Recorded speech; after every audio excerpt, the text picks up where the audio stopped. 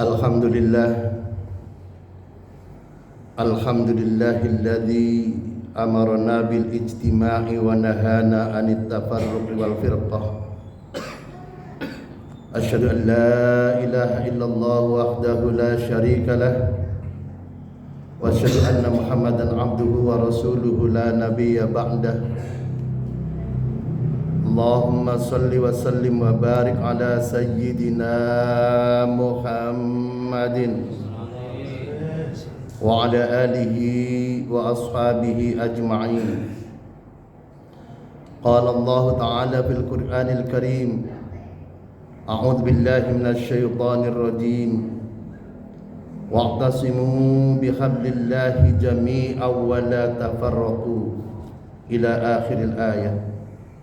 Wa qala an-nabiy sallallahu alaihi wasallam, innallaha yarda lakum thalathan, an ta'buduhu wa la tusyriku bihi syai'a, wa an ta'tasimu bihablillahi jami'an wa la tafarraqu, wa an tanasahu man wallahu Allahu amarakum. Amma ba'du fa ya ibadallah, usikum wa nafsi bitaqwallah wa ta'atihi la'allakum tuflihun. Hadirin kaum muslimin sidang Jumat rahimakumullah, marilah kita tingkatkan takwa kita kepada Allah Subhanahu wa taala dalam arti mengerjakan segala apa yang diperintahkan oleh Allah dan meninggalkan segala apa yang dilarang oleh Allah, baik dalam keadaan sunyi maupun dalam keadaan ramai.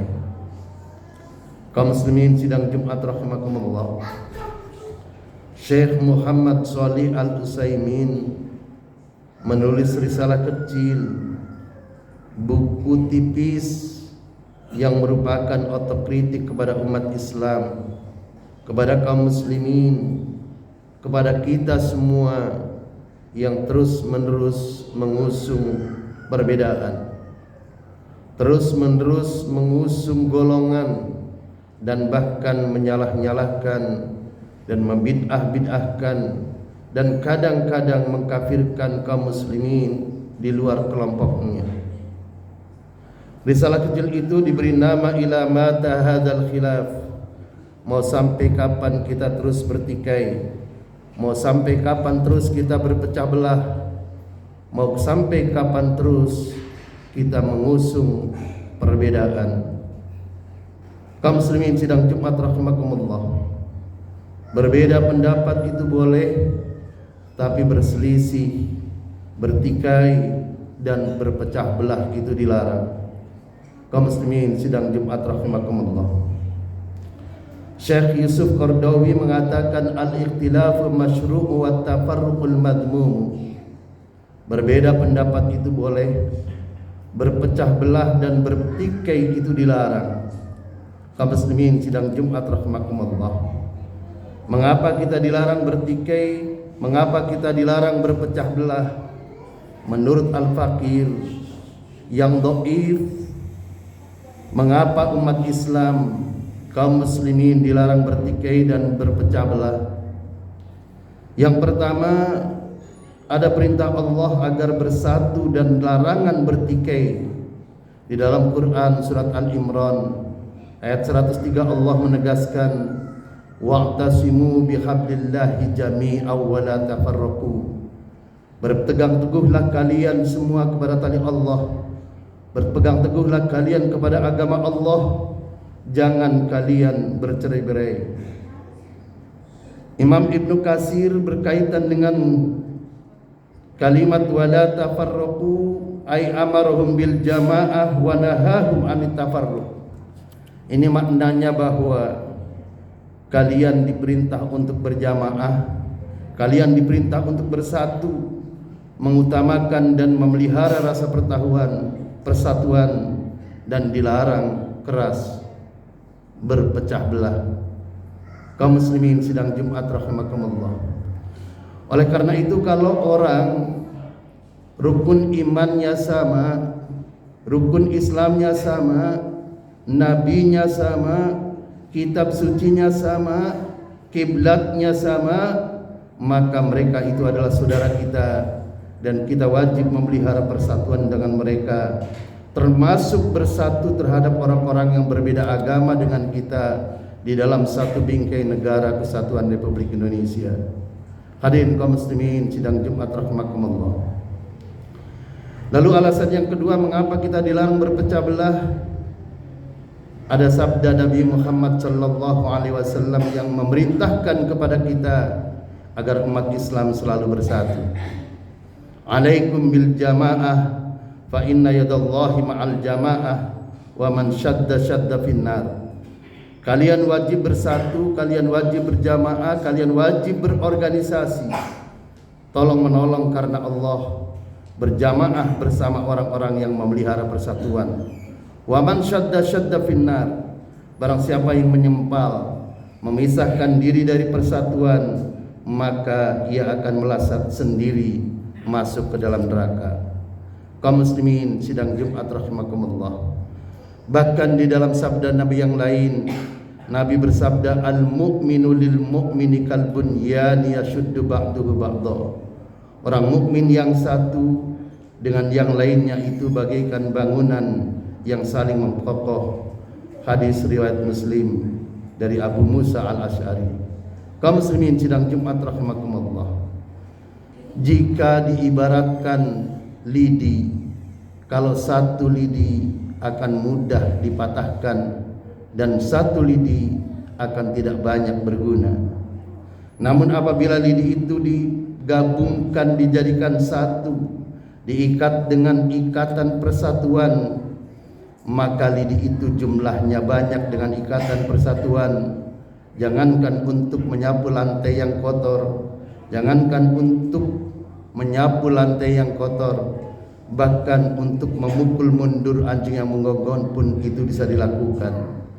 Fa inna yadallahi ma'al jamaah, pertolongan Allah itu akan datang bersama kekuatan persatuan. Itulah merupakan pemberian dari Allah karena kita bersatu. Hadirin kaum muslimin sidang Jumat rahimakumullah. Manakala kita menemukan orang yang rukun imannya sama, rukun Islamnya sama, nabinya sama, yaitu Nabi Muhammad sallallahu alaihi wasallam, dan merupakan nabi yang terakhir, berpedoman kepada Al-Qur'an dan sunnah Rasul.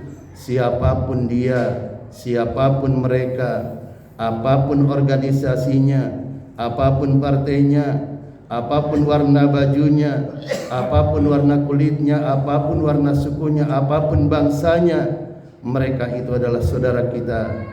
Ada saudara sebangsa dan setanah air, ada saudara seiman. Hadirin kaum muslimin sidang Jumat rahimakumullah. Umat Islam di Indonesia jumlahnya mayoritas. Perlu kita renungkan firman Allah di dalam surat Al-Baqarah ayat 249. Allah mengingatkan kepada kita, kam min fi'atin qalilatin ghalabat fi'atan katsirah biiznillah wallahu ma'as sabirin. Berapa banyak kelompok yang kecil, kelompok yang minoritas dapat mengalahkan kelompok yang besar, dapat mengalahkan kelompok yang mayoritas dengan izin Allah, dan Allah bersama orang-orang yang sabar. Kaum muslimin sidang Jumat rahimakumullah. Muslim mayoritas bila tidak bersatu, apalagi berpecah belah, maka tentu akan mudah dipatahkan. Maka tidak mustahil muslim yang besar, muslim yang mayoritas akan dikalahkan oleh minoritas yang kecil. Berkaitan dengan peringatan Al-Quran di dalam surat Al-Baqarah ayat 249, al-haqqu bila nidham. Imam Ali mengatakan, al-haqqu bila nidham yaghlibul batil bin nidham. Kebenaran yang tidak terorganisir akan terkalahkan oleh kebatilan yang terorganisir. Hadirin kaum muslimin sidang Jumat rahimakumullah. Negara Indonesia adalah negara berdasarkan Pancasila dan Undang-Undang Dasar 1945. Telah secara tegas negara kita berpihak, keberpihakannya kepada Palestina, mendukung kemerdekaan Palestina yang saat ini masih dalam cengkeraman Israel. Pembukaan Undang-Undang Dasar 1945 alinea keempat dan alinea ke-1 menjelaskan secara tegas mengatakan ikut melaksanakan ketertiban dunia yang berdasarkan kemerdekaan dan perdamaian abadi dan keadilan sosial. Karena itu kesedihan dan penderitaan bangsa Palestina adalah kesedihan dan penderitaan kita semua. Penderitaan bangsa yang cinta damai dan cinta kemerdekaan.